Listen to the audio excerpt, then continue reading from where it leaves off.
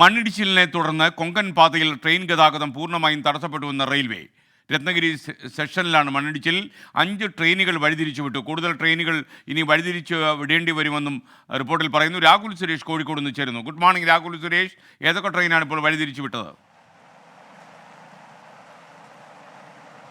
എസ്കെൻ, കഴിഞ്ഞ ദിവസം ഉണ്ടായ ശക്തമായ മഴയിലും ഈ കൊങ്കൺ പാതയിൽ ട്രെയിൻ ഗതാഗതം തടസ്സപ്പെട്ടിരുന്നു. അത് പരിഹരിച്ചു വരുന്നതിനിടെയാണ് ഇന്നലെ രാത്രി രത്നഗിരി സെക്ഷനിൽ വീണ്ടും ശക്തമായ മഴയിൽ മണ്ണിടിഞ്ഞ് ട്രാക്കിലേക്ക് വീണിട്ടുള്ളത്. നിലവിൽ 5 ട്രെയിനുകളാണ് വഴിതിരിച്ചു വിട്ടിട്ടുള്ളത്. ഈ പ്രശ്നം പരിഹരിക്കാനുള്ള ശ്രമം ഇപ്പോഴും തുടരുകയാണ്.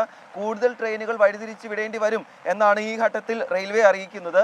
5 ട്രെയിനുകളാണ് നിലവിൽ വഴിതിരിച്ചു വിട്ടിട്ടുള്ളത്. 163-45 ലോകമാന്യ തിലക് തിരുവനന്തപുരം നേത്രാവതി എക്സ്പ്രസ് കല്യാൺ ലോണാവാല ജോലാർപേട്ട പാലക്കാട് ഷൊർണൂർ വഴിയായിരിക്കും ഇന്ന് സർവീസ് നടത്തുക.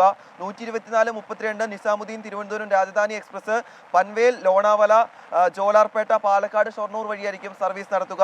126-18 നിസാമുദ്ദീൻ എറണാകുളം എക്സ്പ്രസ് ഭൂസാവൽ ജംഗ്ഷൻ വഴി റെനിഗുണ്ട ജോലാർപേട്ട പാലക്കാട് വഴിയായിരിക്കും സർവീസ് നടത്തുക.